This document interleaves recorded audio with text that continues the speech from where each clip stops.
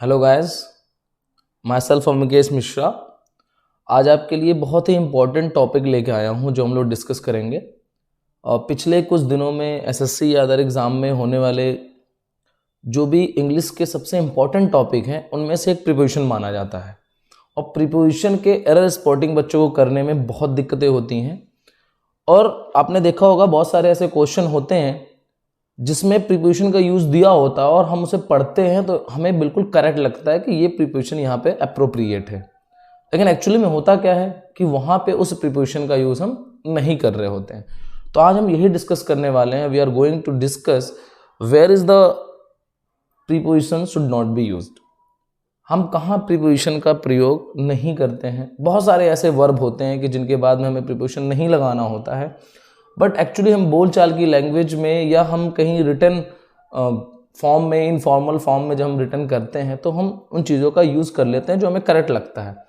But हमें क्या करना है, आप जानती हो एग्ज़ाम में बारीकियों से क्वेश्चन पूछा जाता है और प्रीपोजिशन एक बहुत ही इम्पॉर्टेंट टॉपिक है।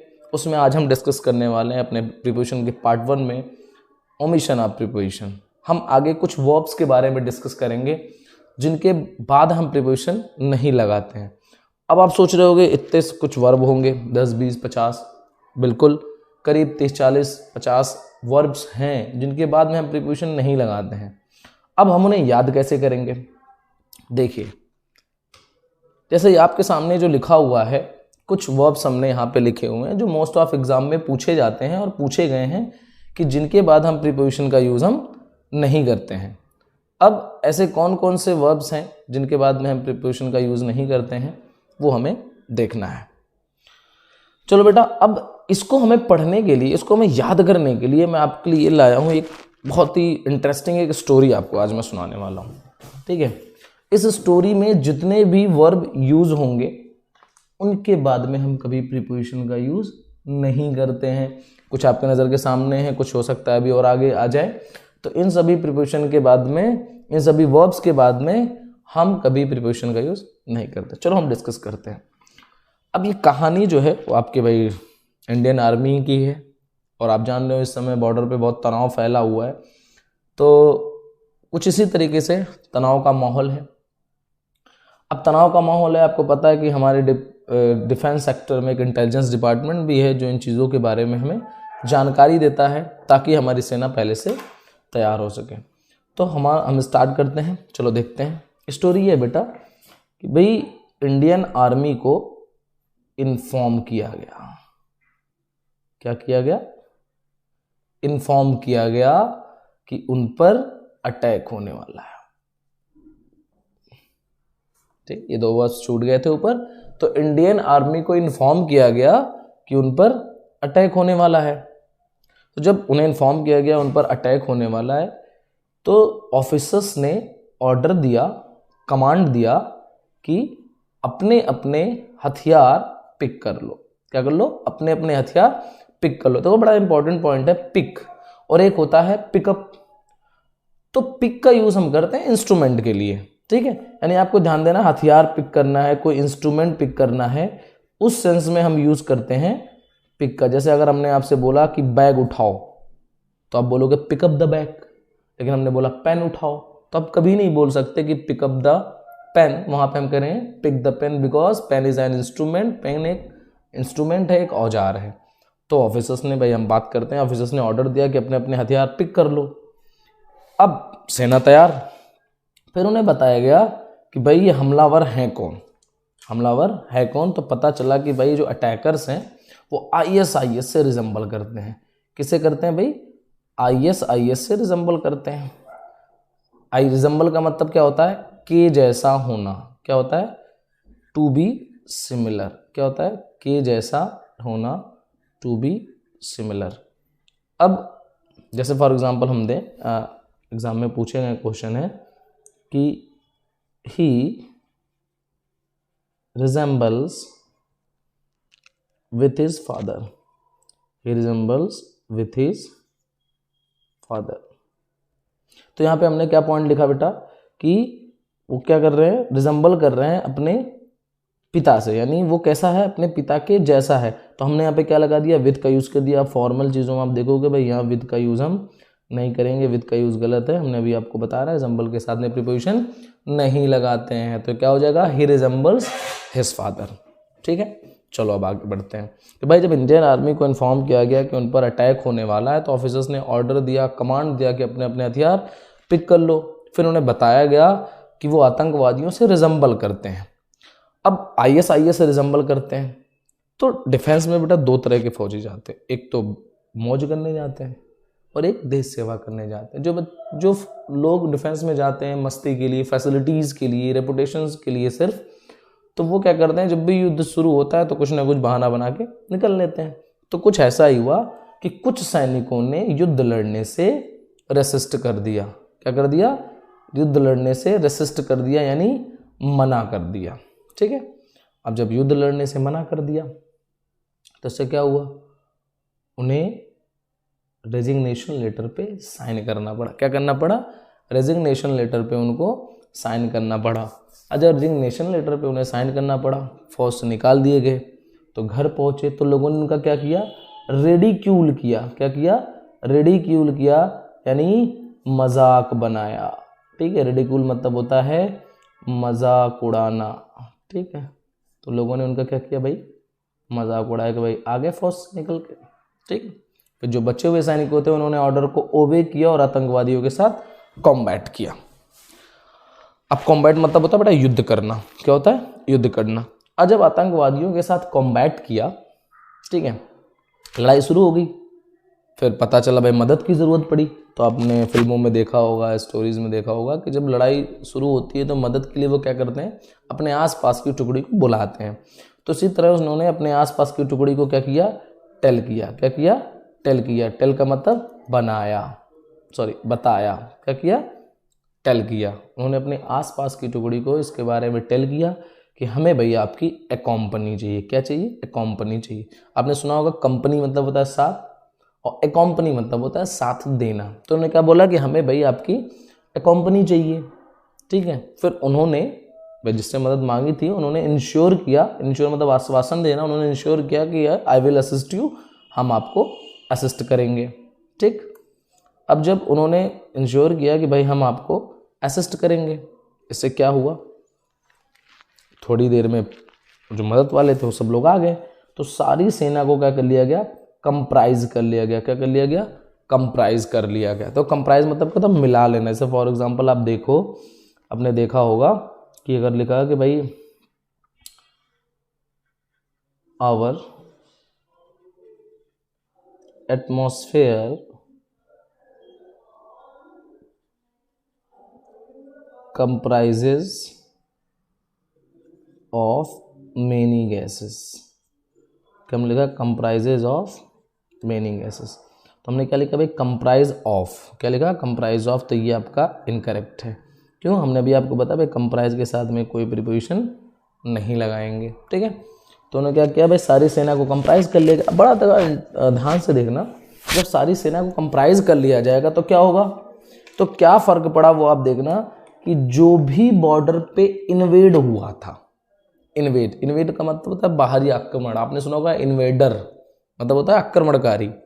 ठीक है, जैसे आपने पढ़ा होगा हिस्ट्री वगैरह में पढ़ा होगा कि who was the first Muslim invader, यानी पहला इन्वेडर कौन था बेटा, मोहम्मद बिन कासिम। राइट, तो यहाँ इन्वेड का मतलब हो गया बाहर से हमला करना। तो अब जब सेना को कंप्राइज कर लिया गया तो जो भी बॉर्डर पे इन्वेड हुआ था या जो भी आतंकवादी बॉर्डर में परवेड गए थे, परवेड का मतलब फैल जाना। ठीक है, इसका मतलब क्या हुआ, फैल जाना। ठीक है, जैसे आपने सुना होगा कि पुलिस गांव के चारों तरफ फैल गई है। ठीक है, तो आपने अगर लिखा कि the police pervaded around the village तो गलत हो जाएगा।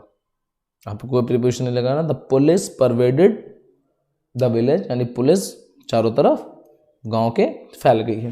ठीक है, तो क्या हुआ, जब सारी सेना कंप्राइज किया गया तो जो भी इन्वेड हुआ था और जो भी आतंकवादी परवेड गए थे बॉर्डर में, यानी फैल गए थे, या जिन्होंने भी नियम को वायलेट किया था, वायलेट मतलब उल्लंघन करना। आप इसमें तो कोई टर्म है लेट मतलब देर से आना, और आप देर से आओगे तो नियम का उल्लंघन है। तो जिन्होंने भी नियम को वायलेट किया था उन सब पर क्या पा लिया गया, कंट्रोल पा लिया गया। ठीक है, अब जब उन सब पे कंट्रोल पा लिया गया तो बेटा क्या फ़र्क पड़ा, जब कंट्रोल पा लिया गया तो भाई दो ही ऑप्शन बचता है, या तो आत्मसमर्पण या तो भाई मारे जाएं। तो उन लोगों ने क्या किया भाई, सैनिकों ने, जो भी आतंकवादी सैनिक थे, उन्होंने क्या किया, आत्मसमर्पण कर दिया अपने इंडियन आर्मी को। जब आत्मसमर्पण किया तो उन्हें पकड़ के क्या किया जाएगा, इंक्वायरी की जाएगी। तो उन्हें पकड़ के क्या किया गया, इंक्वायर किया गया। ठीक, उन्हें इंक्वायर किया गया, आस्क यानी पूछा गया, पूरे मामले को इन्वेस्टिगेट किया गया। ठीक है, उनको ऑफर भी दिया गया कि भाई तुम बता दो किसका हाथ है, कौन तुम्हारे साथ है, तो ये आपके लिए बेनिफिट होगा। उन्हें ऑफर दिया गया कि तुम बता दो, तुम्हारे लिए बेनिफिट होगा। ठीक है, वो नहीं बताए, बल्कि वो रिक्वेस्ट करते रहे, बेग करते रहे कि भाई हमें छोड़ दो, हमें नहीं पता।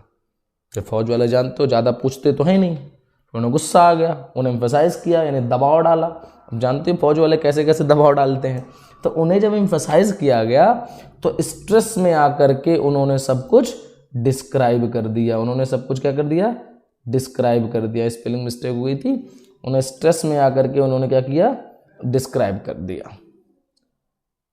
भाई जब उन्हें एम्फसाइज किया गया, दबाव डाला गया, तो उन्होंने सब कुछ डिस्क्राइब कर दिया। इस प्रकार हम लोग क्या हुए, सक्सीड हो गए, आतंकवादी प्रोसीड हो गए।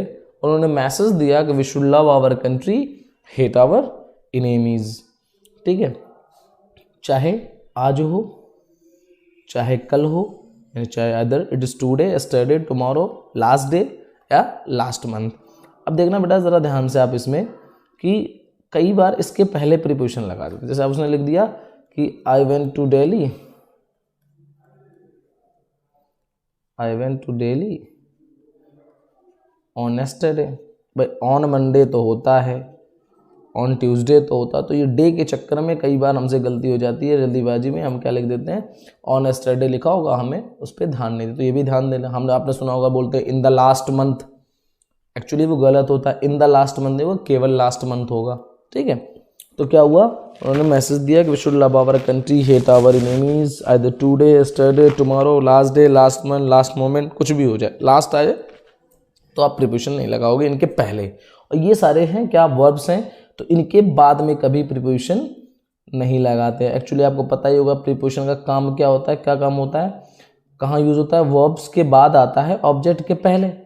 क्या बताता है, वर्ब और ऑब्जेक्ट के बीच में रिलेशन। तो ये सारे ऐसे वर्ब्स हैं जिनके बाद में कभी प्रीपोजिशन नहीं लगाते हैं। राइट, अब देखना ध्यान से, भाई आपने इंडियन आर्मी की स्टोरी पूरी सुनी कि भाई उन्हें इन्फॉर्म किया गया, उन पर अटैक होने वाला, ऑफिसर्स ने ऑर्डर दिया, कमांड दिया, अपने अपने हथियार पिक कर लो।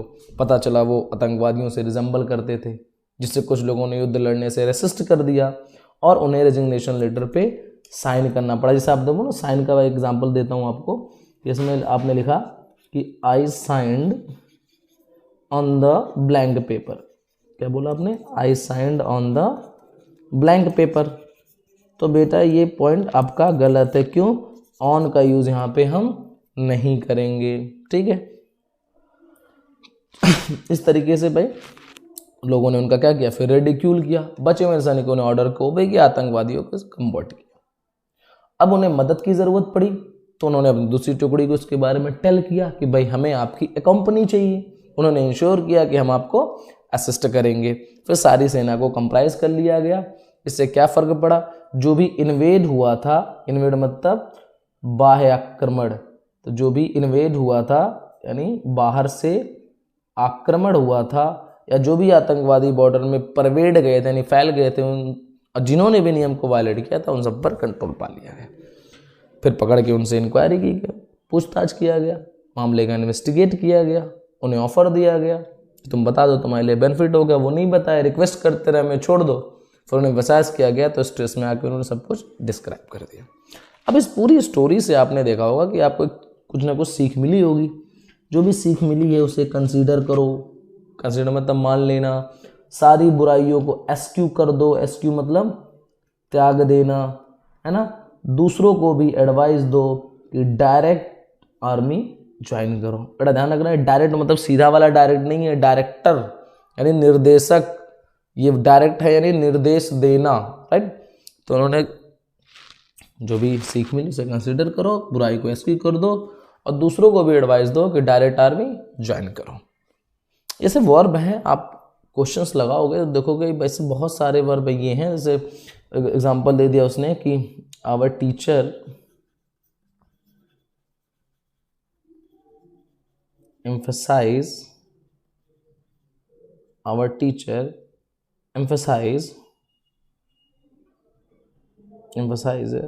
on the use of grammar।